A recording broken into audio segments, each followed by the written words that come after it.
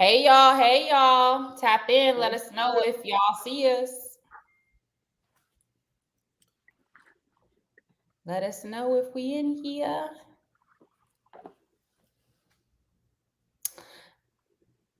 We here with Ori. We're in Ori B. Young Ori. Are you on the YouTube? Do you see anybody? No, I see on the live we got 6 people in. Okay. What's up, y'all? I'm reporting. Yeah, reporting live from Kansas. I'm at University of Kansas, about to give a talk at 7 p.m. Just came back from a luncheon, so hence my background. Yes, Layla is at my house. She was watching the baby with her god baby. So how we Those are my rolling? Mondays. My Mondays. Mondays. So what's up, y'all? We'll give it maybe another minute, but then we're gonna hop right in because we got a lot to cover with the big homie Ori. Yeah. What's up, Leah? What is Hey, that? Chip.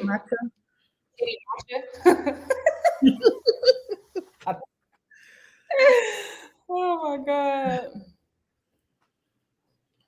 Who else? Nobody so far. I wonder if Where in the Ricky future. at? I know she usually is first on. Mm-hmm.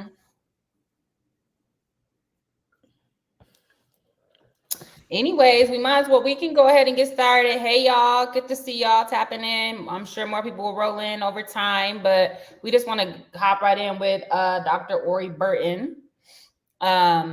So in lieu of giving like a formal bio, which is very academic and very annoying, I just thought we would both kind of say like how we met with Ori and what his work has meant to us. So Layla, you want to kick it off? Sure. So I guess we have an interesting meeting story.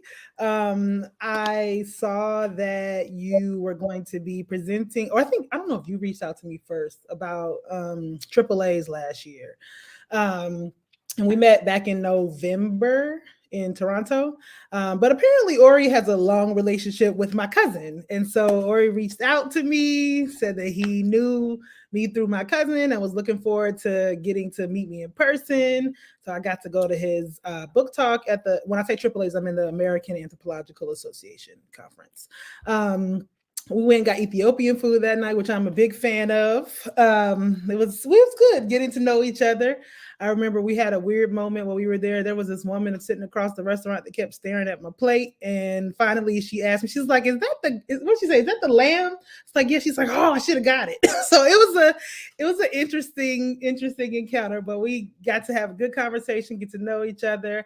And then recently, about I guess 2 weeks ago now, I got to teach your gender chapter in my class. And so we will talk more about that as we move into the conversation. All right. So Ori, I think you hit me up on Twitter maybe in 2020, because it must have been then, because I wasn't on Twitter before that, and just kind of reached out. We briefly exchanged remarks. We kind of like corresponded a little bit over over social media, but then we met in person formally shortly before you met Layla in November 2020 or 2023 at ASA.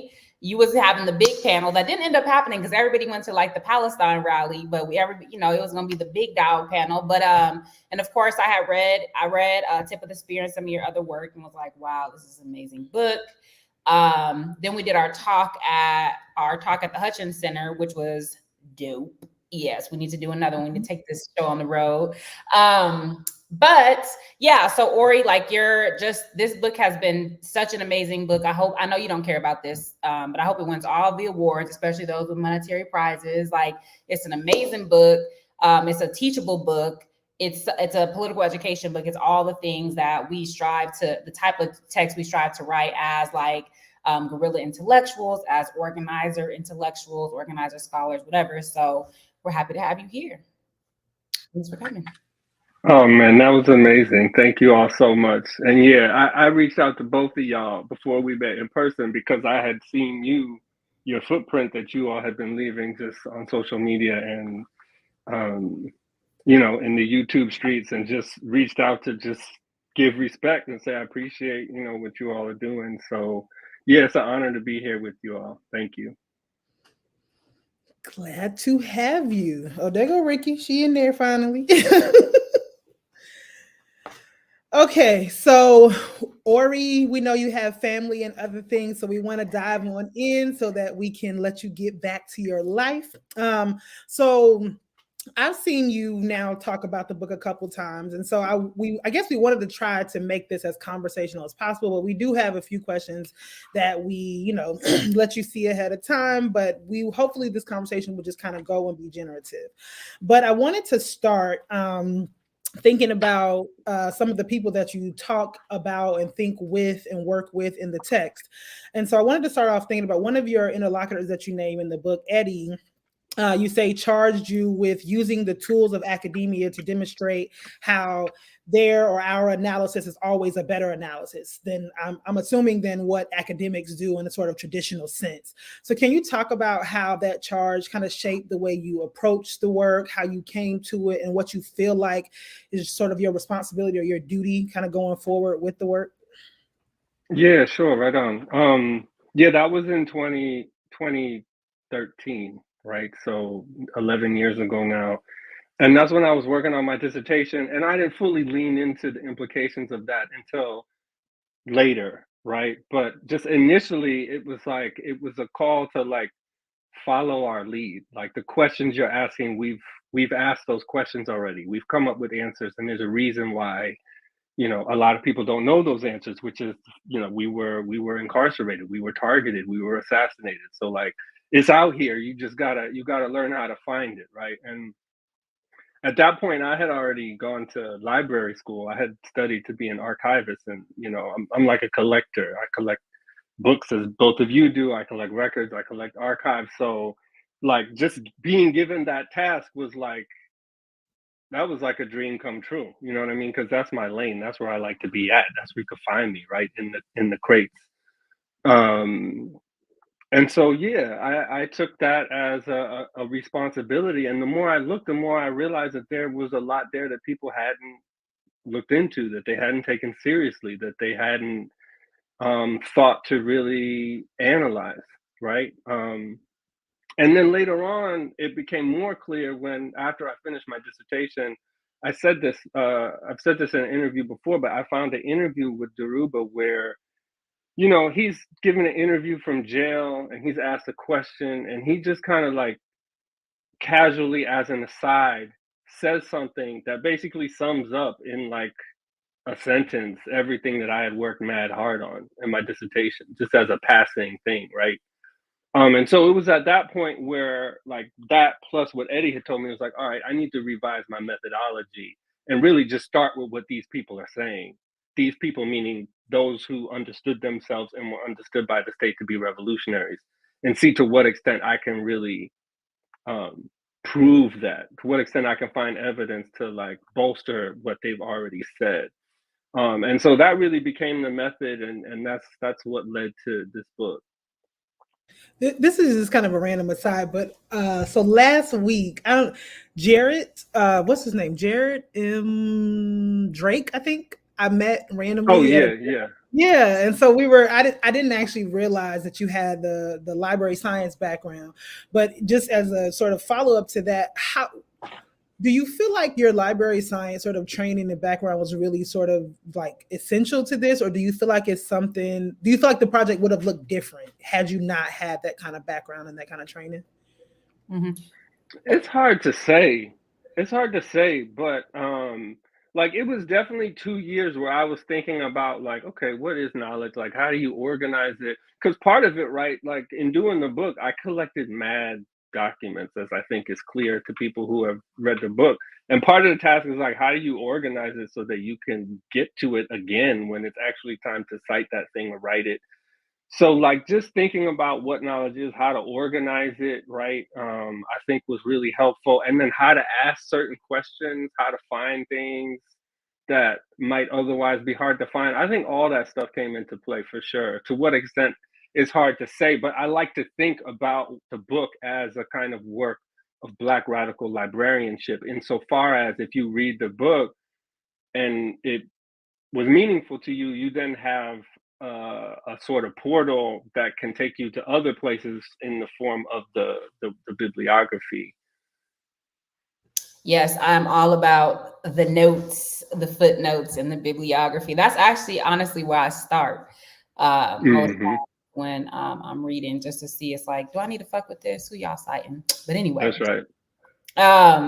Okay, so switching gears a little bit. So one of the convergences around our two texts, and obviously I'll just preface this by saying, and I think I said this last week, like reading your book reminded me so much of like what I was trying to do with my book, but also I was thinking a lot about Palestine. There was so much that you were writing about, like political prisoners and about warfare, that reminded me of what's happening right now in Gaza. So why is war such an important analytic for you? And then how does it set your work apart from other writings about prison rebellions? And then what is the relationship, or what is the difference, if any, between like a political prisoner and a prisoner of war? Yeah. Yeah, so I'm gonna start with the last part. I kind of just avoided that question, dealing with it explicitly in the text, because it's a kind of an unresolved debate, right? I mean, there's different people take different positions on that, and I just kind of stayed out of it. But you know, thinking about, I start with Queen Mother Moore, and she tells the story about, like, look, we're all captives. If you're in prison and you're Black, you're a captive twice, right? So if you take that position, then all Black people are necessarily prisoners of war. We're captives of war, right? I think the question for a lot of the folks who were incarcerated as a result of their political activity is, yes, all Black people are prisoners of war, but are they conscious of that fact? So really the decisive point isn't like your formal status, it's like, are you aware of our condition? And if you are aware of our condition as captives, then you take on certain extra responsibilities, and you internalize certain kinds of principles. So I think I found that to be useful. Regarding what the war analytic does, I mean, one thing it does is it disabuses us of the notion of like liberal democracy.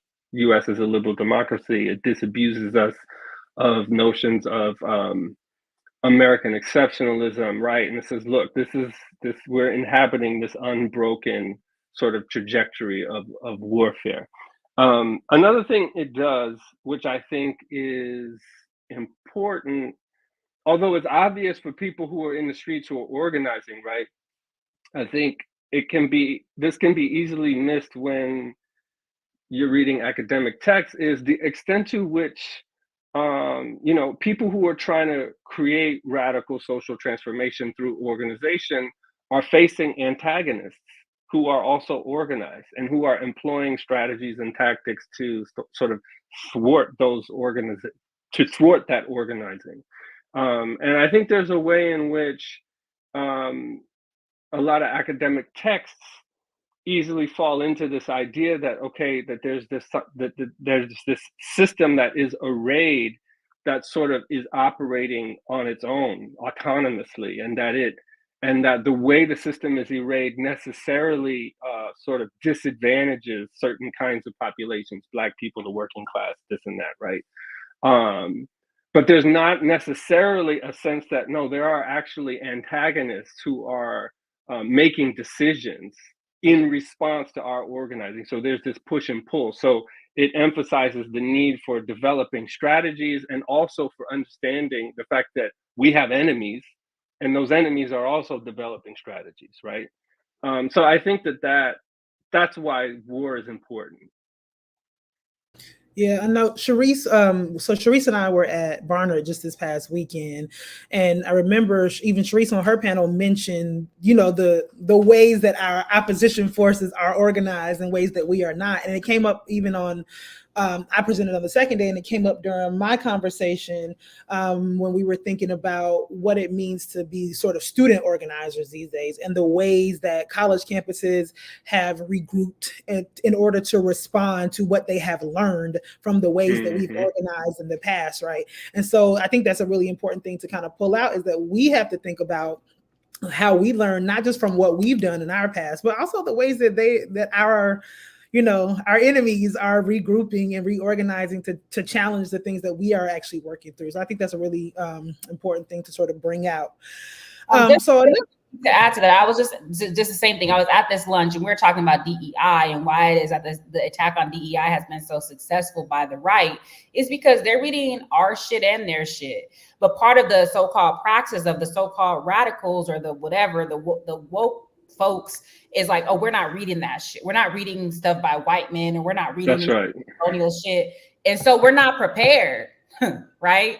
And so there is a way that like we're not able to combat. We're reacting to like the shit that doesn't even matter, instead of responding with our own strategies and our own projects, precisely because of what you're saying, that they're much more, they know we're at war, right? And they're waging battles on all fronts. And they also know that DEI does not represent the cutting edge of like left political programs, but in the way that they narrate DEI to the public, that's how they describe it. And then they attack it, which puts people who are on the sort of liberal left spectrum in a position to try to defend something, which was never really even our aspiration in the first place. So they're controlling the terms of the debate in a way that I think is keeping us on the defensive constantly. And I think it's precisely because they are thinking about war in ways that we aren't. Yeah, absolutely. So my next question is kind of, it's sort of a personal question, because it's something that I also kind of struggle with when I'm thinking about what is it that I have to contribute in what has already been said about things, right? And so there is already this sort of existing narrative about Attica, right? And so a part of what your work does is try to push us to think about the long Attica revolt, and you make broader connections to a kind of discrete period that's sort of right around what happened, but you also make sort of longer, broader connections, right? And so you want us to think about Attica as more than just those sort of 5 days in 1971, but then you even sort of go further to think about what it means that Attica is a part of this long history of the trafficking, the illegal trafficking of Africans across the Atlantic Ocean and others, right? Back to sort of colonialism. So why is it important to sort of situate that particular moment within this sort of broader history? What does that do for us in terms of understanding sort of where we are now and perhaps where we need to be going? Yeah, I mean, where you start your narrative is political, right? I mean, Dr. CBS mentioned Palestine, right? I mean, we could have a conversation about Palestine that starts on October 7th, and that's a particular kind of conversation that we're able to have. We could have a conversation about Palestine that starts in 1948. That's a particular question, or in 1917 or whatever, right? So it's like where you start your narrative matters politically, right? And so that's really what I was trying to get at. And starting with Attica, honestly, it's kind of arbitrary, right? Like I could have started if I had enough time and enough resources and enough capacity, I would start with the Haitian Revolution or before that. Like it's like, how do you distinguish between these events? Again, if we're taking seriously the fact that Black people are the targets of a centuries-long war, then like, yeah, we can start it whenever. So I chose Attica because that was my entry point into this conversation. But I wanted to make it clear to folks that like, look, this is part of a continuum that precedes this moment and that follows it. And to try to see like let's really take that seriously, because a lot of people, it's like if you inhabit certain like Black left or Black nationalist spaces, people have heard this idea, we've been at war for 400 years. Like people hear that and people don't necessarily take it seriously. But I'm like, no, I think we should take that seriously. So.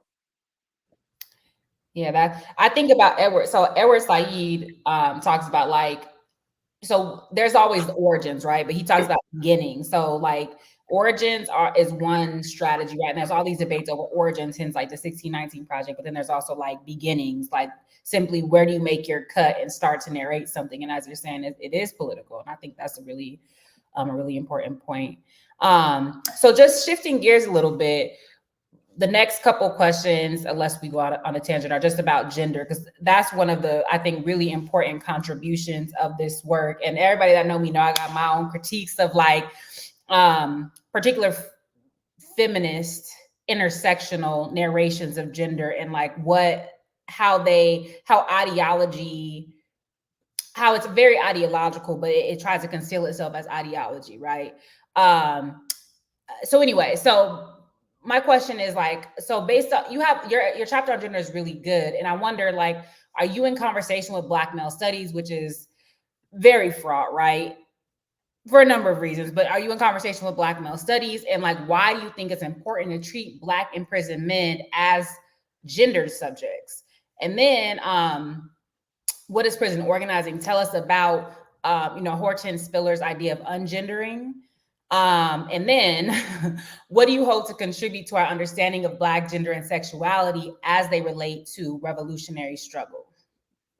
Yeah, thank you. Going back to what I said about like following the lead of the people that I'm talking to, and taking them seriously. I didn't go into writing the book thinking about gender. It like was not on my radar. But everybody that I was talking to who had experienced, and the book is mostly about men, right?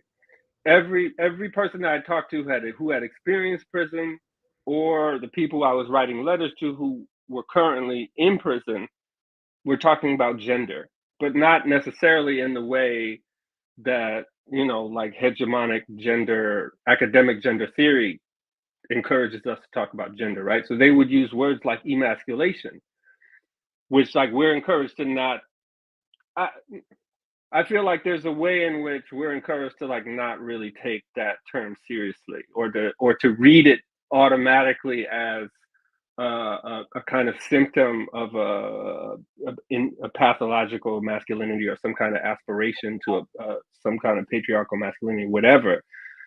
But I'm like, okay, then there's a part in the book where I say, look, these are imperfect men with access to imperfect language who are like trying to evolve in various different ways. They're trying to evolve politically, they're trying to evolve intellectually, they're trying to evolve as gendered beings, and I try to show that happening. And so, it was them who showed me that gender is critical to this. It kept coming up, and the only way for me to not integrate it into the book is to just ignore it, which I didn't want to do. And then I found the letter pretty early on in my research that Casper Baker Gary wrote, that I talk about in chapter 4, which is this really intense explication of really intense forms of gender violence. So that's what pushed me to like write about gender. And the book preceded the dissertation, and my research preceded my introduction to Black male studies. I think the Man Not came out after my dissertation came out, and I had already started to work on these things. But I mean, I definitely read it very closely. I learned a lot from it. I cite it in the book, so I'm definitely in conversation with them. Part of that project though is an epistemic critique of Black feminist theory, which, and I told this to Tommy Curry. We had a conversation after the book came out, and I've not read enough of the Black feminist theory and the sort of the genealogy that he traces to make that critique, to take a position on that, right? So, and that's really not my bag, right? My goal for the book was to write a very narrative-driven story, and then to engage theory to the extent that it was necessary to help us understand what was happening. So I didn't go in with any axis to grind, except against liberals. But I think that goes without saying. So yeah, and then you asked about ungendering. I think so. Okay, so again, we're talking about war. and everything in war can be both a tool and a weapon. And so that's what's happening in Attica, right? And of course, typically in the academy, when people talk about gender, oftentimes that just means for a lot of people women or people who are not men or whatever. But I was trying to show that there's this gendered struggle that's occurring between people who understand themselves to be men, and on the one hand it's being weaponized in these really violent ways, primarily by agents of the state, but also by captives who commit gender violence against each other, for sure. But on the other hand, there's this struggle that we can see unfolding if we read the archive in a particular kind of way, of these men who are striving to like live different kinds of gendered lives. And you can see that happening in these moments of the rebellion or whatever. And so, back to Black male studies, Tommy Curry's idea of like the mimetic thesis, just naming this thing, right? Taking issue with this idea that like Black manhood is necessarily about trying to reproduce a kind of white patriarchal masculinity. Like he takes aim at that. And I thought that that was a really useful intervention that helped clarify something that I actually saw unfolding in the archive, and that I know just by virtue of the people that I was talking to. And just the other thing, like I was raised in a family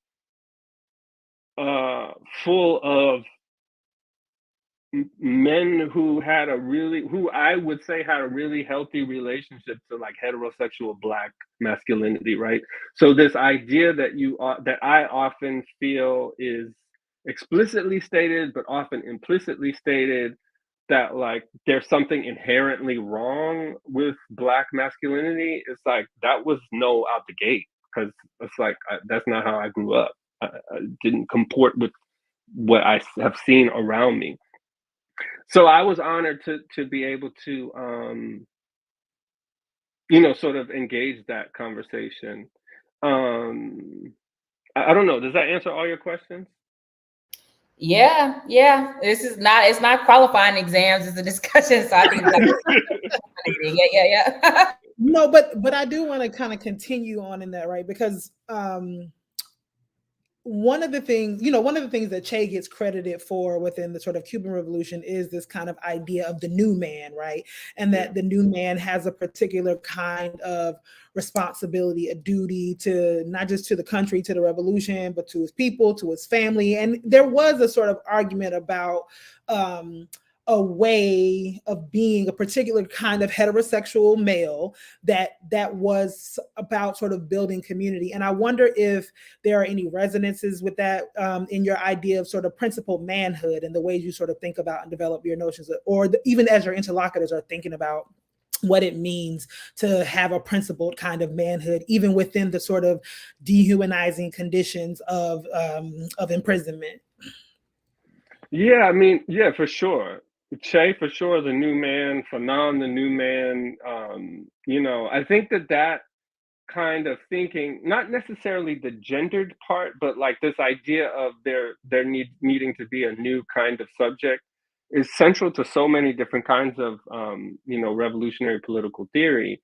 But yeah, I mean, I talked to brothers who talked about how they used to make, because I wrote an essay called Captivity, Kinship, and Black Masculine Care Work Under Domestic Warfare that gets into this stuff a little bit more. But people would create, men in particular would create healing circles where they would explicitly try to purge themselves of like different kinds of reactionary masculine or tendencies that they had sort of adopted. And so thinking really in explicit ways about how to reformulate manhood, right?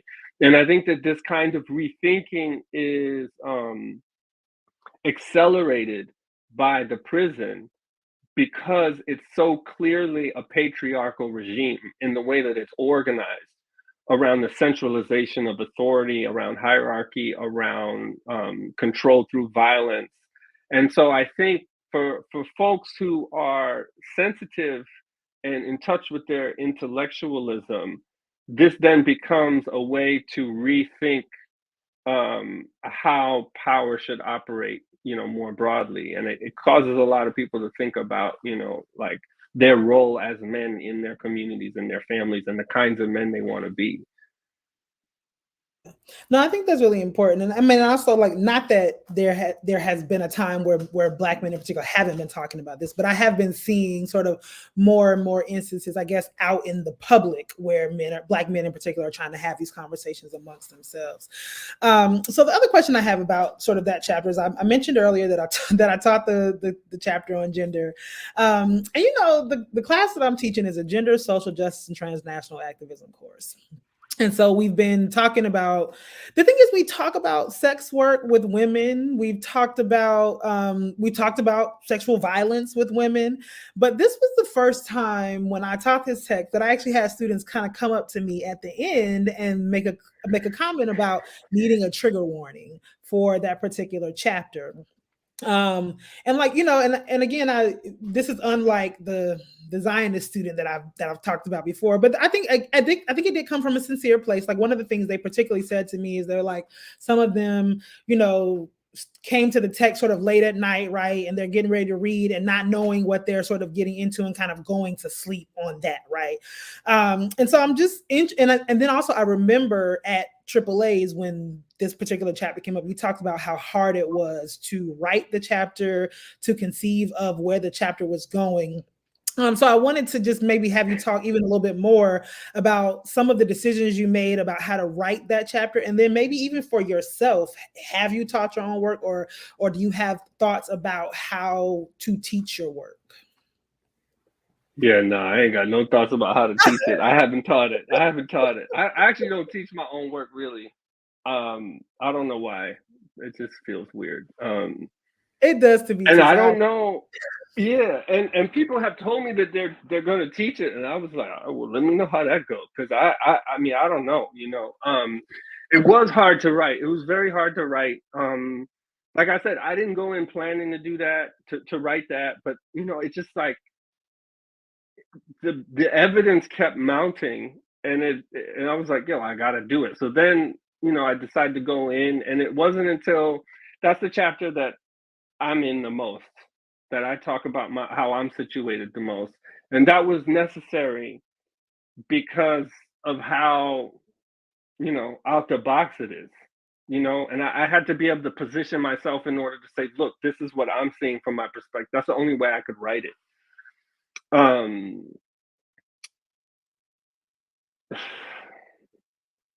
Yeah, and I didn't, my only goal was to try to be honest and to tell the truth.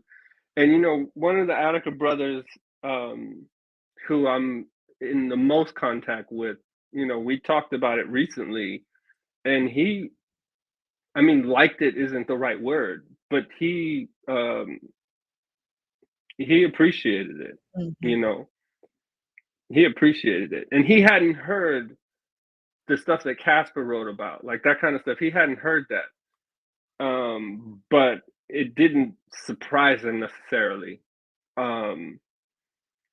I think maybe part of what people are responding to is the systematic nature of it, the students, the weaponization of it for political purposes, the mundane nature of it, right? The fact that, because part of what I try to do is, because this kind of stuff gets exceptionalized. And so part of what I try to do is show how, look, this is an intensification of the normalized kinds of gender violence that's deployed against everyone who's in prison, regardless of gender.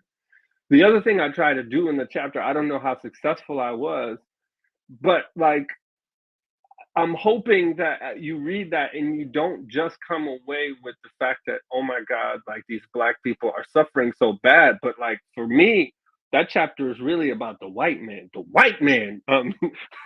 No, that chapter is really about that kind of subject, and about what seems like the need of that subject to have a kind of a sexually subordinated, Black objectified thing beneath them.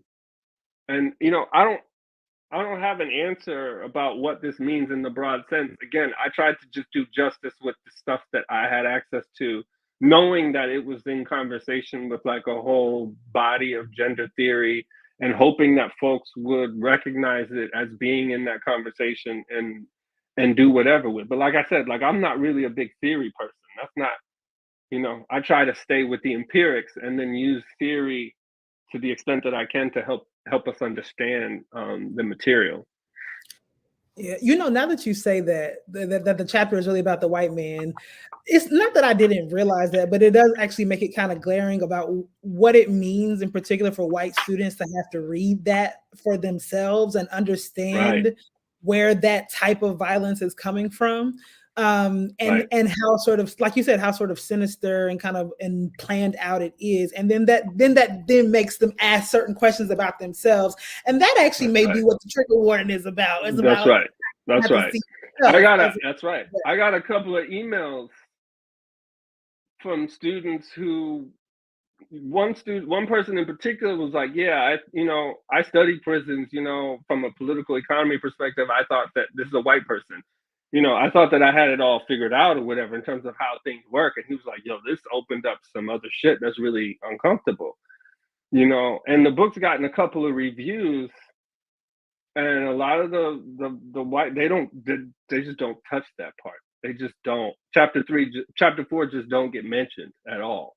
You know what I mean? So yeah, I think there's some of that in there, and that's what I wanted, to be honest.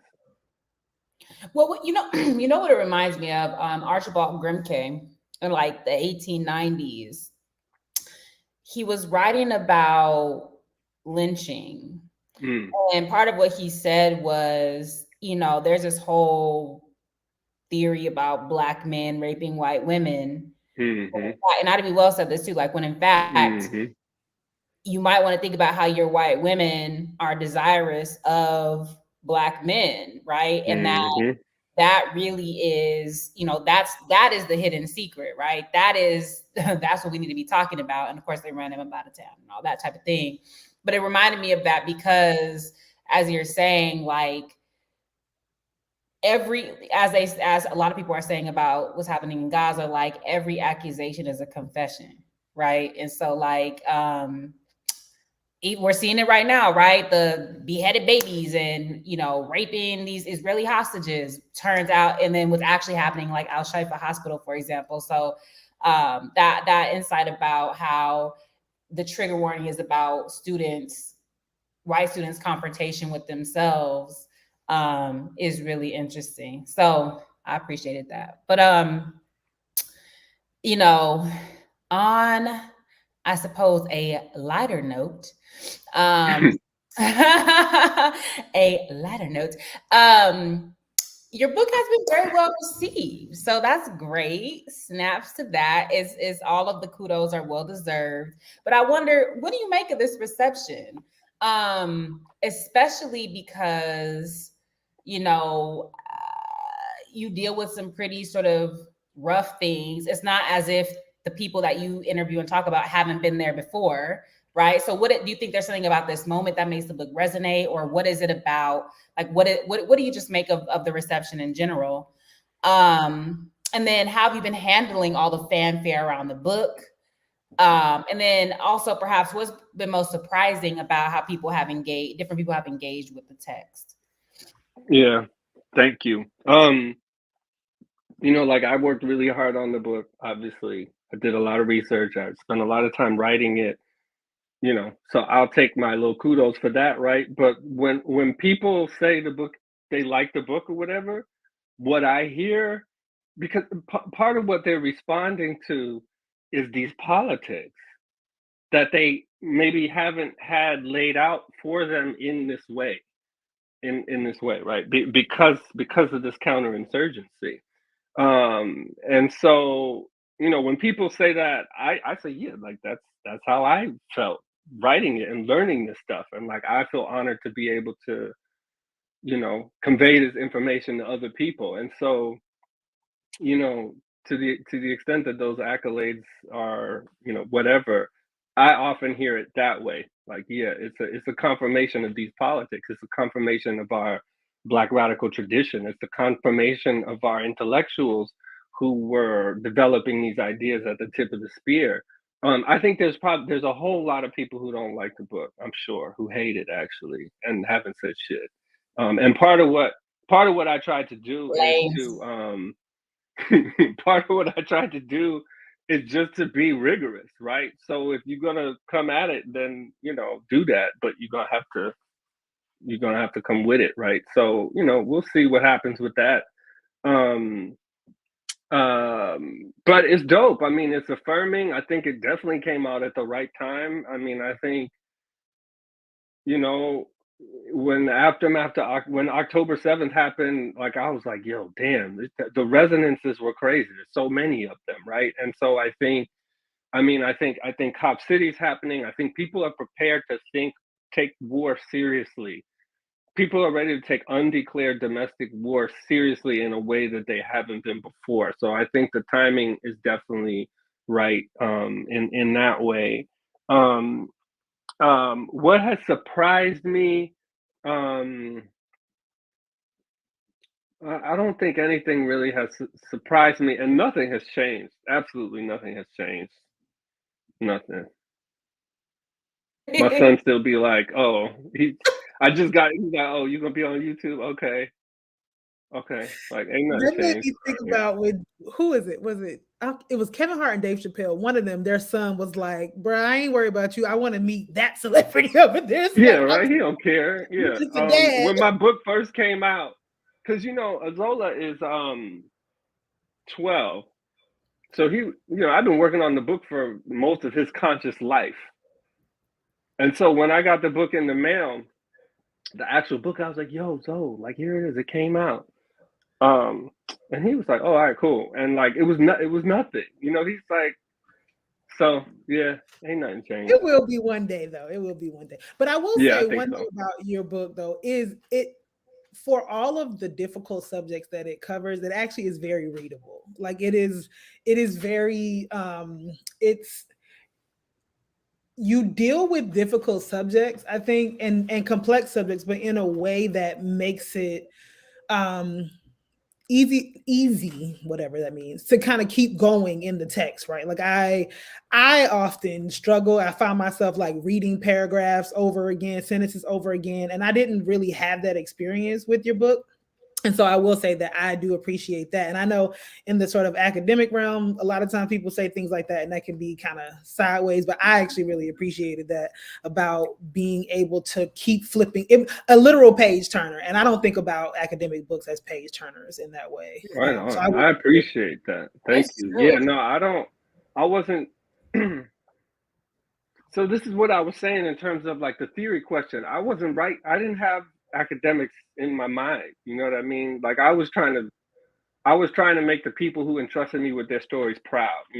And the brother I told you about, the Attica brother who I talked to most often, when we had the conversation, he was like, "Yeah, I read your book." He was like, "You had a lot of big words in that book, but I looked them all up, and it was good." You know what I mean? Which is, I think, also speaks against the kind of anti-intellectualism that people often reveal when they, assume that like people with modest educations aren't going to read academic books that have big words in them. It's like, well, I don't know, man. If you write something that people want to read, they might just take the time to look the word up. You know what I mean? Like people were reading Capital, volume 1, 2, and 3 in different languages.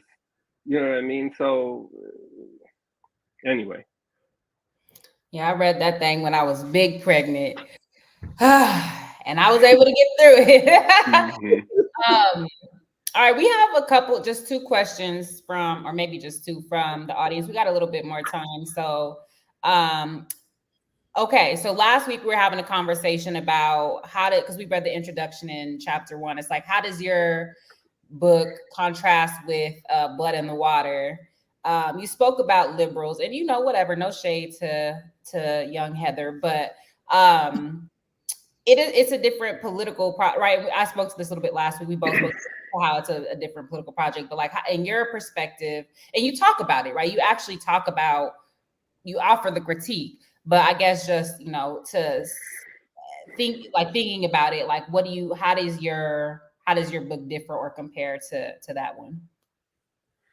Yeah, I wrote a review of Blood in the Water in 2017, which I stand by. It's called Diluting Radical History, so folks can look that up if you want to get into it. I think that Blood in the Water is a very rigorous accounting of the standard narrative, which I argue is actually a counterinsurgent narrative, which was strategically propped up to obscure more radical forms of analysis that were unfolding. And so, yeah, I think that it falls victim to a kind of, it's analyzing a revolutionary movement through a reformist logic, you know. And one of the things I talk about is, you know, before Blood in the Water, the most well, there were a couple books on Attica. One of them was called A Time to Die by a journalist who was there named Tom Wicker. And there's a moment in that book where he says, you know, it's a really good book. And there's a moment in that book where he says, you know, there was something going on there that I was not able to really understand because of my white liberal subjectivity. I'm paraphrasing, but that's what he says. But just that awareness that there's a whole other domain of politics that's happening made that book, I think, more sophisticated. And we don't get that sense in Blood in the Water. Also, Blood in the Water is not really about the Attica Rebellion, right? I mean, the rebellion part is over before the first 100 pages. The rest of the 500 pages of the book is about the massacre, right? So there's more emphasis, there's more analytical emphasis placed on the massacre than there is on the rebellion. So what does that say about the priorities, right, of that political project, right? And then the rest of it is about the sort of legal aftermath in which white liberal lawyers are the primary protagonists. And I mean, those people did a lot of heroic stuff. That book does, you know, so it's like it tells a story that deserves to be told, but it's not a story about Black radicalism. That's my problem with it, right? It's actually a story about state repression and a cover-up. She's writing about Move Next. So I hear. Question. Can y'all discuss how counterhumanism, as Ori describes it, could be in conversation with the structural location of Blackness? Now, I don't know if you read my book, Ori, but that's the term. Yeah, of course I did. But oh well, great. All right. Not that's the term now. So do you see a relationship between your counterhumanism and structural location of Blackness? Yeah, structural location of Blackness as a way to define our relationship to sort of the class structure, but also to sort of like anti-Blackness, right? But also in a way that doesn't sort of, what I liked about that term is that I think it doesn't necessarily reify the fact that Black people are subordinated to a structure of anti-Blackness. It doesn't necessarily reify that just because we're targeted by these structures that attempt to subordinate us, that we are subhuman in these ways. Would you say that that's correct? Yeah, I would say that that's correct. It describes a relationship, right? And relationships are not one-sided. Yeah. So for me, counterhumanism is basically like, okay, so humanism is an idea, you know, that these white Western philosophers came up with, and part of how they came up with it was to position us as the underside of the human, right? So humanism is a concept from which we are excluded, right? And so part of the way that, you know, Black resistance in general and Attica in particular is narrated is that we're trying to fight for fuller inclusion into this idea of the human, which is already a racist idea. I'm saying, you know, that that's not always false, but I'm saying, look, these cats are fighting for a different different kind of way of thinking about what it means to be human, a different kind of category. And so if that's the counter-humanism, it's not about inclusion, it's about creating something else. That's the word I came up with for creating something else.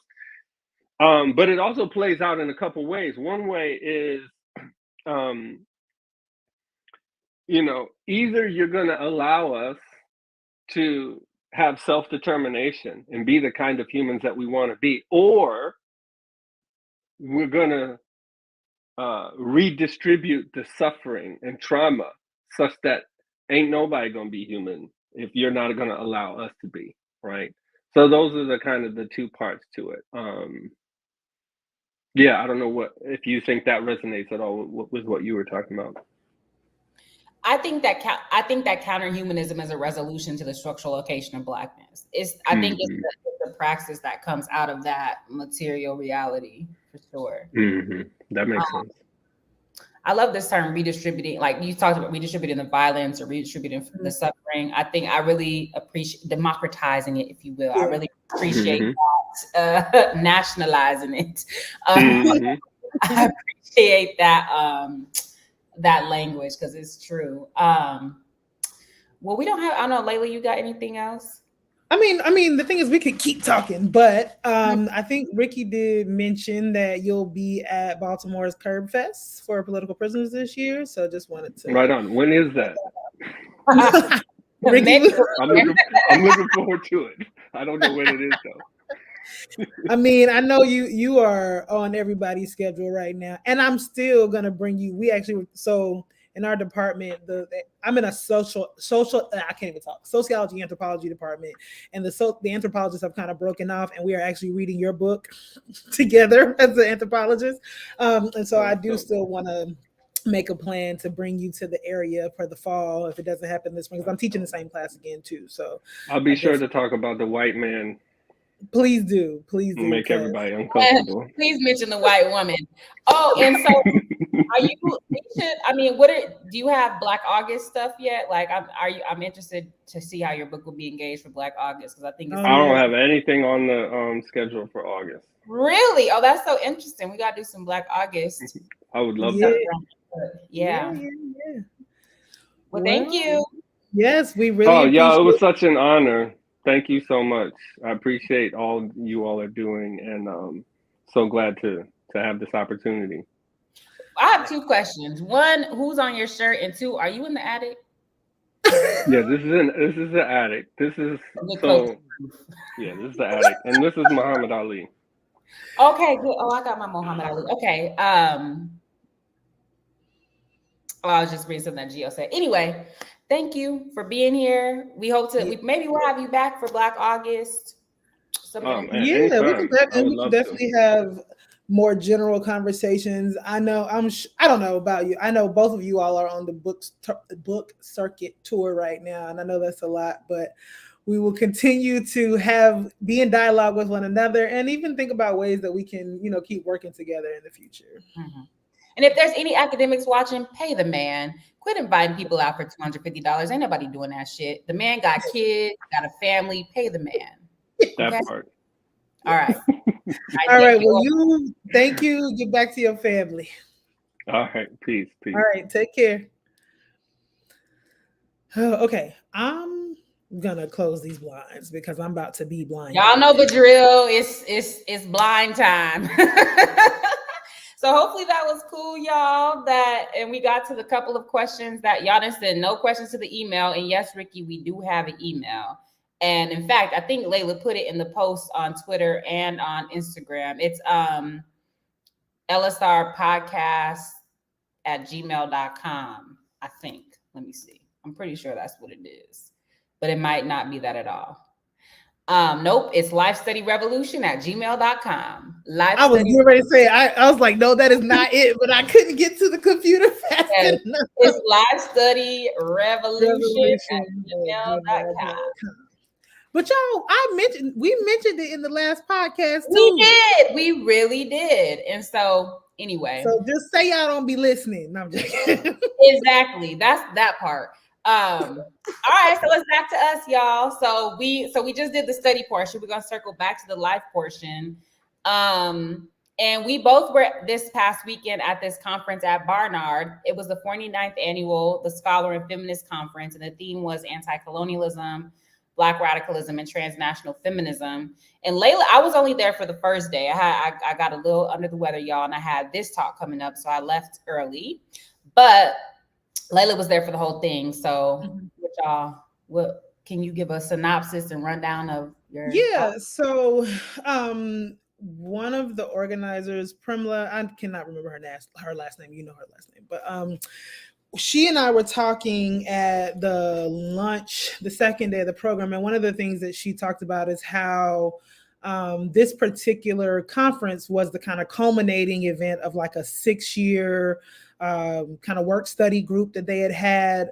But one of the things that she said that is interesting is that she really felt like the sort of black transnational feminisms is sort of really the future, the direction of where feminist studies either should be going. I don't know if she's claiming that that's where it is going, but where it should be going, that these are the types of questions that Black women are trying to think about transnationally, are the kinds of things that should be concerning us, and are the types of things that are asking and attempting to answer the kinds of questions that we need to be answering as we're thinking about fighting colonialism, imperialism, capitalism, right? All these other sort of forms of dehumanization, what's happening obviously in Palestine, in Haiti, in the Congo, in Sudan, right? And so it was a nice configuration of folks. Some folks that I have known virtually and not ever met before in person. So that was also nice. If you all remember the previous iteration of the podcast, a friend of ours, Olivia Rutaziba, she had introduced me to another woman. Her name is Yolande Buka. She's in Canada, I think at Queen's College in Canada. She's Togolese, but she's doing some really interesting work. Lorgia Garcia Pena was the keynote speaker. Hold on. Your homegirl, did she get the Togo email too? She did not. And I asked her about that. She did not. And I asked her about it. And she said that her research is all over the continent. And so she was like, she's also a mother. I think she said she's doing 2 trips this year and that's it. So she has no plans of attending it. But I will say, so in the party, we talked about it yesterday.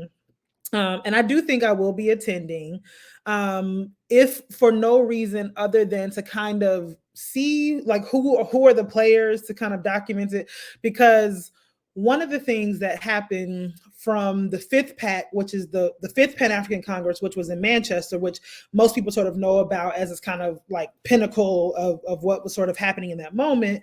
And the thing about the 5th PAC was that it was the first conference of the first Pan-African Congress that really engaged labor, the question of labor and workers, and actually brought workers to the meeting as opposed to primarily, academics, intellectuals, dignitaries, whatever. But then the 6th PAC ends up being, I believe, in Tanzania. But Du Bois actually argues that there was an overlooking of 3 All-African People's Congresses that happened in between the 5th and 6th PAC. And so in the past, there have been decisions to kind of boycott some of these because obviously under the auspice of the AU is a very sort of different project than what it was under the OAU for one. But also in sort of paying attention to what that kind of ongoing legacy has been and how are we narrating that. And then even one of them was in fucking Uganda under Idi Amin, right? And so then people were like, what does it mean that we're having a Pan-African Congress in a country where a fucking president is slaughtering his people, right? So there have been some interesting choices made about these conferences over the past. So this is the 9th one, right? So over the past 4 since the 5th PAC, and Secretary was present at the 6th PAC, and I believe Kwame Ture was present at the 7th one in South Africa. I can't remember. I'm losing them. But anyway, so that's a longer sort of conversation that we can continue to have. But back to the Barnard conference, I think it was definitely useful. A lot of Lorgia Garcia Pena's talk. So I don't know if folks know of her, who she is, but she's a Dominican intellectual academic who was at Harvard and was denied tenure at Harvard based on her work. She ended up moving to Princeton, but she did a really good closing keynote, which allowed us as an audience to kind of think about the the ongoing history of contestation over sort of belonging and land and questions of peoplehood between sort of the Dominican Republic and Haitian people, and also just Black Dominicans, right? So I think there were a lot of interesting conversations that were happening. There's more conversations about how to keep that going, whether that be another kind of study group, whether that be some kind of publication that comes out of it. So let's see. I don't know if you want to talk at all about sort of what both of us presented or talked about or anything like that. Yeah, so I was on the keynote panel, so the opening panel, which was myself, Robin Spencer, Dale Gore with Pramila Nadesan moderating. Kienga Yamada Taylor was supposed to be there, but she wasn't there. So Dale talked about Black women and their role in helping to circulate and draft the National Negro Congress petition to the United Nations in 1946, and then the 1951 We Charge Genocide petition. Now, I will say there wasn't much said about it other than the fact that women helped with that. Like there was no specifics about what women actually did. And I was like, I wrote about that. That's anyway, whatever. Not about the women per se, but it's interesting that this conversation about the relationship between these petitions is part of different people's work. But so she talked about that, and just to I guess lift up that Black women were part of the drafting and circulation of those petitions. I don't know, Latha, did you get anything else out of that? That basically was what it was about, right? I was paying attention, but that's what I got out of it. Yeah, no, I didn't get much more. To be fair, though, it's also, they were like 10-minute. She did not talk for 10 minutes. She talked for about 18 minutes. You know, she talked for 18 minutes. She did. She went longer. Whatever. Robin Spencer talks about Black women and their role in the Vietnam War. And she specifically lifted up a woman, Pat Robinson. She talked about many women, but that was one person that she focused on. And something interesting that she said that reminded me of when Ori was saying that dude was like, oh, there's some big words in your book, but I just looked them up. What she said was that Pat Robinson would hand out dictionaries, that she would just give people like dictionaries because, you know, she had faith in like the working class people to be able to read. And so instead of being like, well, this is too difficult, they can't do it, she would just give people dictionaries like, well, as you read, look these things up. And then I talked about triple oppression, and the internationalism of that, because it's fundamentally rooted in an analysis of, it's fundamentally anti-imperialist and rooted in an analysis of racial capitalism. And so I wrote a long paper, but we only had 10 minutes, and we did not get no extra time, even though Kienga wasn't there for whatever reason. So like, I just kind of talked through it, but that was what my paper was about. And I think it was a good panel. We got some weird questions. Like one person asked, like, what would it take for us she was like, there's the overarching narrative is the master slave narrative. And what would it take for us for the slave to realize that the master's existence is based on the slave or some shit? Then there was a question, some South Asian woman was like, I didn't realize I wasn't Black until I got to the United States. And so basically she was asking, like, how can we have a more expansive understanding of Blackness in our organization? For context, she was born and raised in Trinidad, even though she was born and raised in Trinidad. Yeah. But was of, I think, South Asian descent, right? Of a South Asian descent, yeah. Then there was a bunch of questions. We didn't get to all of them because we were very long-winded in answering those questions. I thought it was a good panel. It was an interesting conversation. I'm always struck by the difference between like doing organizing, like the different crowds and the different types of questions that there are and the different answers that people give at an academic conference versus an organizing conference, but also the difference in understanding of what it means to be an activist or an organizer in the context of academia, right? So you know, like, so for example, a lot of people belong to like Scholars for Social Justice, and that allows them to identify. I'm not saying that they aren't. I'm not having any critique of that, by the way, but like, so they belong to like that organization, and that allows them to identify as an activist, or they see, like, as me and Layla had a conversation about this, like they'll see their scholarship as activism and that type of thing. So it's a different type of conversation when you're talking about organizing or activism with academics. So that was my point. Not my mom is training, and this is the financial end. My mom is training, and I can tell you right now that the Indian people down there know they aren't Black. There are even specific slurs for Indian people in the Caribbean. Yes, yes, I'm aware of that. And so I don't know that particular person, you know, they did that at all of the Q&As. They took up, you know, a lot of space to kind of go through their story. And they do identify more as an activist. They weren't like an intellectual. They didn't have any kind of university position or whatever. And she was a fairly darker skinned woman. Or they, I don't know how they identify. But I do think that what came out of that conversation, then Sharice's, your response to that was a conversation about our sort of understandings of political Blackness, right? And not necessarily these kind of like, you know, phenotypical or kind of racially essentialist notions of Blackness, but that there is a broader conception of what it means to be politically Black that may or may not map on to what we look like or our, you know, directly traceable lineages, and that there is room for us to think about the ways that, you know, the darker peoples of the world have these kind of shared fates, destinies, histories, all these kinds of things. So my panel was actually the final panel before the closing keynote, and it was on intellectual and activist interventions in contemporary movements. So Tao Lee Goff was supposed to be there, but she was also sick and did not make it. But there were two other folks on my panel. Is it Jifeng Liu? Is that how you say his name? I never say his name right. Okay. And then another woman who is Danish, I believe, Gabriella Muas. I cannot say it's Muasya. I'm not sure how to say her last name. So their works, so Gabriella's work was actually really interesting because she, what does she say? I believe she's like Dutch. I can't remember, but she's African and European, grew up in Europe, but she was in undergrad, like as the Roads Must Fall, the Fees Must Fall movements were kind of taking place.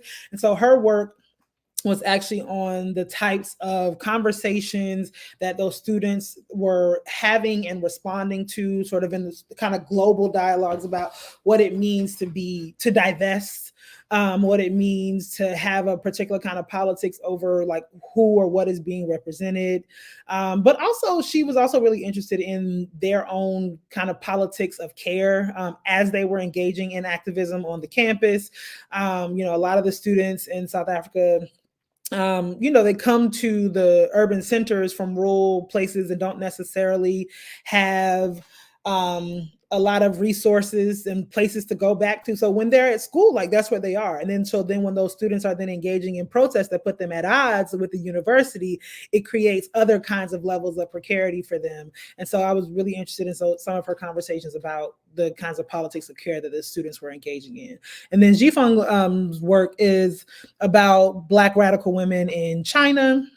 And so, you know, one of the people that came up obviously was Shirley Graham Du Bois, and just sort of talking about some of their struggles as communist women, to be able to sort of make the types of political worlds that they were attempting to make, but also what kinds of other sort of subsequent difficulties they experienced. And then also one of the things that was really interesting was about the ways that even as, you know, as sort of leftists who were, you know, in support of the sort of Chinese Revolution at that moment, they also, by virtue of being there, sometimes living there, had their own critiques.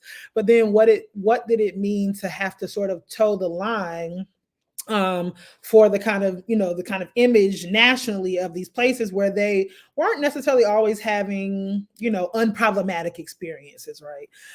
So those were some of the things that were interesting. And for me, I am still working through developing some of my ideas about Pan-African praxis. And so I presented on, a combination of things. So the All African Women's Revolutionary Union, which is the women's wing of the All African People's Revolutionary Party, was formed in 1980, and my mother was one of the founding members of the organization.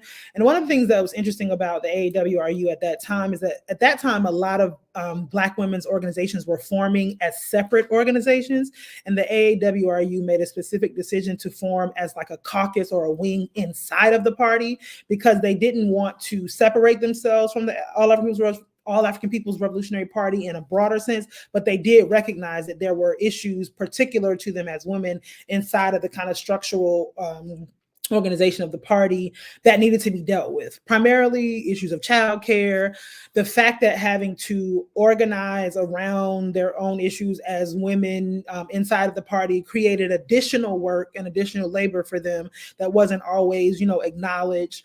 But I also made connections to one of the people that I have interacted with in Venezuela for a long time over the years is a woman named Marilyn Pirela.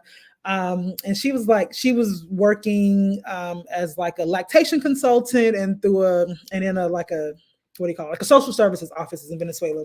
But she had created these pamphlets to share with people to give them information about what they could, access at the center. But on the back of that pamphlet, she put a quote by Thomas Sankara about the role of women in revolution. And so I make this connection between the fact that actual quote, the speech that quote comes from, is actually one of the documents that was used as one of the founding documents for the AAWRU. And so being able to kind of make these broader connections between what it means to be thinking about a particular kind of Pan-African feminist praxis, and whether it be in the US and Venezuela and other places, were sort of what I brought to bear in that conversation. Yeah, so that's conference. It was cool. Our ongoing, we got these ongoing things that we're doing, trying to bring a radical Pan-African organizer, guerrilla intellectual perspective to all of these spaces. And people seem to be really receptive. Loria, like Layla said, says she's going to invite her to Princeton. There was a number of people that, and a number of people come up to each of us afterwards to, want to connect more, sent emails. So y'all, we're fighting the good fight. Yes, academics are trash, but we're trying to, at least be recycling. At least be recycled. All right. So then for the revolution section, so there's a lot going on in the world right now, y'all. But one thing that we're thinking through is like this fucking UN ceasefire for Ramadan. So Layla, you want to? Yeah, I mean, so the conversation that we had about this before, and I think what really is interesting about this, right, is what the ceasefire is not, right? So first of all, the ceasefire, one, is a not permanent ceasefire. And also, what does it mean to finally vote on a ceasefire for the month of Ramadan, more than halfway through Ramadan, right? And so the things that I think Sharice and I were thinking about is like, who is the intended audience for this, right? Because, and I mean, and there, it is true, I think, that in the court of public opinion, there has been a shift, right? Folks are having different kinds of conversations about what's happening in Palestine. And I do think, and particularly in the sort of court of public opinion, Zionists are losing, right? Like, people are really seeing, as you said earlier, Sharice, what did you say? What did you say? Every accusation is a confession. Yeah, every accusation is a confession, right? And so we're seeing the ways that they're losing, right? Like, people are beginning to see that, like, whatever it is that is happening here, whatever arguments you're making about why you get to unsettle folks from their land, why it's okay to to kill people, to displace people, to starve people. People are not buying that shit anymore. And so I think on the one hand, this vote to have a ceasefire is a product of the kind of growing pressure of the public because they are losing. But at the same time, the ceasefire really does nothing. So I don't know. I think that's something for us to contemplate. Who is the intended audience for the ceasefire? Because it certainly is not about giving any real relief to Palestinian folks. And then what is a temporary ceasefire as opposed to a permanent ceasefire? Like, what actually does that mean? So I don't know if you want to weigh in on that. Yeah, like with regard to audience, it's like, okay, so it's not for radicals, right? It's not for the people, really for the people who have been protesting. And it's not necessary. And then it seems to me to be two sides. Maybe it's more complex than this. I do not think that it is, but then there's the people that are absolutely against any type of ceasefire. Then there's those who are disengaged. And so it's sort of like the wolf howling at the moon. The United States just doing shit or whatever, or people just passing shit. And it seems to me that probably they're trying to pass something that that the US wouldn't veto. After Russia and China vetoed the US's complete fucking bullshit that they were doing. And so I just, it's all of this is so performative, and it's actually very cynical because people are actually being brutalized, being starved to death and dying. And even us talking about this, right? It's meant as a distraction, or it's meant as a way to sort of steer the conversation in a particular direction, i.e., is this an effective resolution or not? And so there's all of these distraction tactics, again, because I do think that the court of public opinion is like Israel is becoming a pariah state, right? And very, very fast. And that has a lot, I think, of implications for how the U.S. is now trying to position itself, either by dumping all the blame on Netanyahu or by trying to distance by dumbass AOC trying to come out and say, we need to do something about these weapons or whatever, these dumb elected influencer clowns all of a sudden trying to get some quasi conscience, but by spouting absolute nonsense. The pressure is on. But I think that, as many folks have said, like, we need to be careful in the so-called West not to think that we're winning this war because these like milquetoast things are happening, right? That we can't. It's absolutely the liberation struggle that's driving any type of progress that's happening. So Gio said the issue now is the U.S. has delayed UNWRA funding till 2025, and Gaza's on the brink of starvation and no real mechanism to get consistent aid without the help of Israel. Even when that agency was funded, they were hoarding the aid and massacring people, and they're trying to get food and et cetera. So it's like, so yes, it's important that department is funded, but it's also just a way to mollify and palliate and not do anything real about not only a permanent ceasefire, but to create the conditions of liberation for Palestinian people. And we just have to go ahead. Okay. No, go ahead.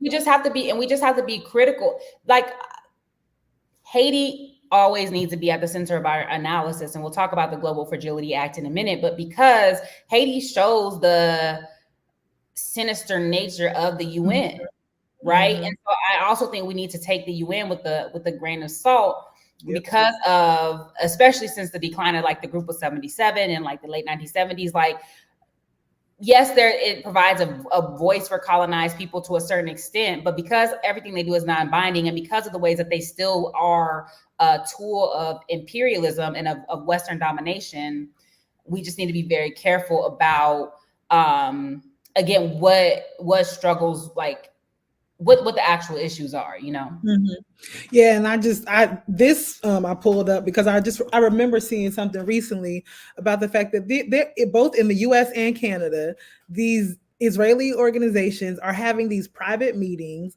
where they are soliciting US and Canadian citizens to buy land, not only in Gaza, but in the West Bank, and and are already selling it as land that belongs to Israel, right? And they are actively planning for the sort of removal, and people are just like happy, like, oh, I'm just waiting to take my seat, right?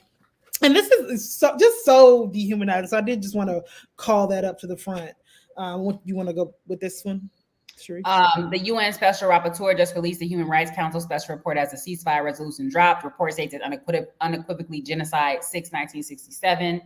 Yep. And so again, like as I've been stressing, what's happening now is it's not like now is genocide. This is just more intensified genocide. This is genocide moving toward like annihilation and extermination. Because as that report stated, since 1947, right? I'm not just 67, since 1947 has been a genocidal project because it's about the eradication of a group in whole or in part, which includes a number of the incitement to commit genocide, all those types of things. And so, you know, and the other thing too about all of this that we've sort of been talking about is, so there's these different accounts on Instagram, and I think that some of them are radical accounts that are talking about like we need to keep the atrocities that are happening in Gaza like top of mind, and we need to keep exposing them. But at a certain point, that number one, that is problematic, number one, because then it becomes we become used to these atrocities when we're just inundated with them over time, not unlike circulating the snuff films of Black people getting murdered by police. But secondly, what it does is it makes us only pay attention to the very extreme forms of violence that are happening, which are terrible, but so are the more quotidian, mundane things that are happening, right? And so I think that, and then also there's far less attention paid to the liberation struggles, right? To the freedom fighters. And I think that becomes problematic because again, it feels like people are trying to move that to the wayside because there is this like hostility, right, towards the freedom struggle, the material freedom struggle that's actually taking place. And people actually do think lifting that up is going to undermine whatever sympathy toward Palestinians, which is fucking crazy, right? Because clearly the protests are not working, right? They're not working in a real material sense, right? Millions of people been in the streets and shit is still happening, but it is the material liberation struggle that is what is actually going to make a difference. And so I'm ambivalent about the people. Like, I think, yes, on the one hand, we need to fight like the mainstream media blackouts, but on the other hand, we can't engage or reduce our struggle to like this pornography of violence, just having a cacophony of all of the atrocities Israel is creating. Yeah, I mean, you know, this issue obviously is ongoing and will probably come up again and again and again. But before we get out of here, there are a couple other things that we wanted to call attention to that are happening out in the world. So apparently the Gambian legislative body has decided or is deciding on whether or not to repeal laws against female genital mutilation. Apparently, back in 2015, the president at the time basically placed kind of like a unilateral ban on FGM. And there have been sort of subsequent movements since then to decrease the amount of the practice, particularly in Gambia. I think the article that we read said something like more than 50% of women between the ages of 15 and 49 have undergone that process, whether, you know, in a sort of home setting or by actual medical professionals. And again, and you know, the female genital mutilation is always, to me, a touchy kind of subject because on the one hand, I absolutely do find it to be horrific. There is no point to it other than an attempt to sort of control women's sexuality. But I also feel like sometimes that conversation is overdetermined by African peoples. The way that we have that conversation, the involvement of African peoples in that practice is overshadows any sort of other kinds of people's involvement in that practice. And so on the one hand, it's absolutely something that, you know, I am against, that needs to go. But I also think it's a difficult thing to have a conversation about in public in terms of the ways the U.S. take the sort of liberal folks take it up as a way of using it as a justification for some other kind of intervention, right? And I'm not sure, might be wrong, if Gambia is among the countries in the Sahel states it's not. No, not the Sahel states, but the global. That's one of the countries that's covered under the Global Fragility Act.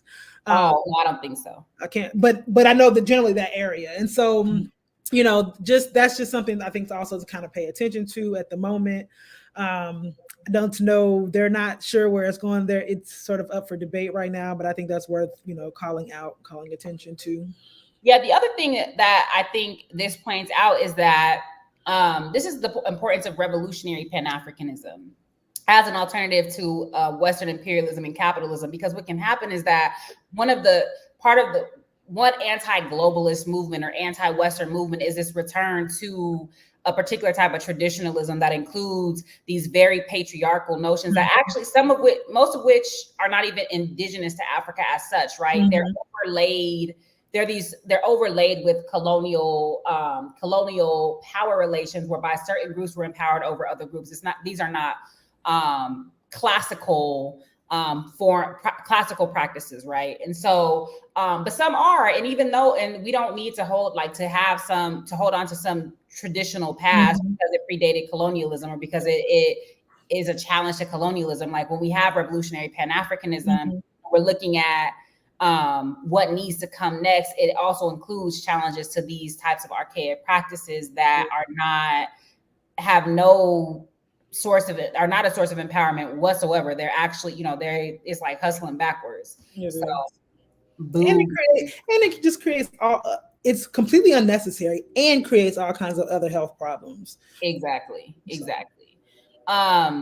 So the other thing that we wanted to talk about is so at Howard University on Wednesday, April 3rd, they're having a talk about the Global Fragility Act, right? But they're having this white lady come.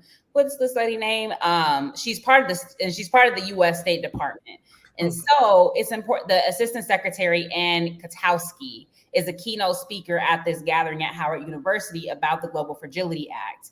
Now, the Global Fragility Act is something that was passed under the Trump administration. So I'm just going to read something from the Black Agenda Report. So shout out to Black Alliance for Peace because they sent, Jemima Pierre in particular, sent these articles in response to the message about this particular event. But so the passed with full bipartisan support under President Donald Trump in 2019, the Global Fragility Act was initially framed by proponents as an opportunity to drive the necessary change to prevent adversaries such as China and Russia to expand their influence. The U.S. government selected Haiti to be the first partner under the Global Fragility Act. Also on the list are Libya, Mozambique, and Papua New Guinea, along with West Africa's Benin, Cote d'Ivoire, Ghana, Guinea, and Togo. Now, basically, this essentially is an attempt for the United States to sort of mediate its role as global police and call on these like multilateral forms of intervention and deployments of soft power in so-called fragile states for global security and all this other bullshit. But basically, what's important is that Black Alliance for Peace is going to attend that event to really shed light on something that's being touted as this foreign policy success and something that's good for the global South, or that was, a beacon of bipartisan solidarity and all this other bullshit, which it was. But because we know both parties are imperialist parties that are especially hostile to any form of liberation or any form of self-determination in the global South. And so, BAP will be there setting the record straight. But it's important for you all to read up about this Global Fragility Act because it actually is the subtext of the imminent intervention in Haiti that's happening, and that's been threatened for a while, but that is imminent and that will be happening. And that is under that act that like Kenya with his 8 police is going to try to go and do something in Haiti. They are not equipped for they can't bust a grape in a fruit fight. But anyway, but it's under this pretext, right? This multilateralism, blah, blah, blah, blah, blah. And so paying attention to the Global Fragility Act and how Haiti is always, as Jemima says, the sort of imperial laboratory. Because again, as we know, foreign policy and domestic policy are very closely linked, and things that are practiced and perfected in the global South redound back to the Black communities and colonized communities here, and vice versa. Mm-hmm. This is not actually the subject of our conversation, but just mentioning that shit is at Howard. The number of State Department and Department of Defense recruitment programs, particularly at HBCUs, is so problematic, and it's so reminiscent of the the era in the 1960s where they basically had determined, oh, if we're gonna go in and disrupt shit in Africa and Latin America, we need folks who look like them, right? Mm-hmm. And that is exactly what those programs are designed to do. And I know that HBCUs are notoriously underfunded, which is one of the reasons why they end up falling victims to these things so much. But it's just so troubling that we continue to kind of fall victim to these things, right? And it has everything to do with not having resources and deciding that, okay, well, we don't have no real politics, so if we need extra money, we can take it from anywhere, and we'll let them recruit our kids into doing all this fucking terrible shit. And it's so exhausting. I don't even have anything else to say about it. It just pissed me off. It's HBCU. This is the thing. Like, no U.S. institution is a panacea. Like, yes, HBCUs have other types of potentialities that PWIs don't have. But some person that I've blocked twice now, once on Twitter and then another time on Instagram, got mad because I said HBCUs are spaces of Black class reproduction. That is absolutely the case. That is true. All HBCUs are not created equal, but there's a reason why the majority of people working on Wall Street, Black people working on Wall Street come from HBCUs or working for these defense contractors, is because they're very intentional about this type of recruitment. Yep. And Coca-Cola, all these people are donating money. They're private donors to these HBCUs, which is a function of the perpetual financial crisis that these institutions are under because of anti-Black racial oppression and the ways that all our shit got to be underfunded, whatever, to create the conditions for these different types of interventions for management and for modification. And so we don't need no more handkerchief heads. We don't need no more Negro liberals. We don't need no more mammies for empire. Like, we got to give that shit up, y'all, because it's very embarrassing. Mammies for empire. Girl, mammies and what is it? Sambos for empire. We don't need that. We don't need we off that. Okay, in 2024. Okay. Wanted to touch on is just the, shout out to the Alliance of Sahel States, specifically Niger, for kicking out the United States. They like that, you know what I mean? Again, what I'm interested to see is like what the United States retaliation is, because the United States has been approaching not only the alliance, but Niger in particular with a type of cynicism. They're coming in with their diplomatic envoys and trying to dictate to these countries about what they're going to do with their government. And increasingly these states are not having it. And so thinking that they were going to come and take advantage of whatever kind of gap they thought was left by them also saying fuck France too, right? And they're like, nah, it's all of y'all. We ain't trying to trade one of y'all for the other. All of y'all gotta go. And and the arrogance of thinking that the U.S. did train many of the persons who partook in these coups. The United States did train many of them, and so there's this assumption that there's some type of debt or loyalty when there absolutely is not, right? And so again, we have to wait and see how embedded these revolutions or these regime changes are in the actual African people and how they deliver on these promises of anti-Western, anti-neo-colonial realities. Yep. So we can't be uncritically celebratory, but I do think we can laud these first steps towards self-determination. Absolutely. And we should. Right. And like you said, places to watch, like, us. Part of what it means to be, I think, to the degree that we can, when we're not actually waged an armed struggle to be revolutionary, is to be aware, is to be engaged with and aware of all of these, parallel struggles that are happening and to see where they go. Right. Mm-hmm. All right, y'all. So that's what we got this week. Yes. Okay. So then that means next week is a playback week. Next week is more audience interaction. We will let y'all know sooner the exact time if it's going to be at our 4:00 time. We're going to have to push it back. But please do be with us in the chat next week, because we will hopefully be actively engaging with you all. Yeah, and leave comments under this video that we will respond to. We'll also look back at the chat, but we also want y'all to make comments. There's already one comment on last week's video, and so make comments. Email us. You got our email now, the right email address. We dropped it in the chat. Email us with any questions, any analysis or assessment you have of this episode, because that's what these playback episodes are about. It's just reflecting on this episode and then filling in any gaps. So also, I'm dropping links to the pieces that Ori mentioned that he wrote before. The one diluting radical history, blood in the water, and the erasure of, and the politics of erasure, and also the other piece, captivity, kinship, and Black masculine care work. Now, this second one, if I'm sending it as a link because it's through AnthroSource. If it is under a paywall and you're interested in it, definitely email us because we can download the PDF and just send it back to you. So just let us know. All right, y'all. Thanks for the well wishes, Ricky. Of course, I'll report back on how it all went. And yeah, we'll see y'all next week. Thanks always for tapping in. See ya. See y'all.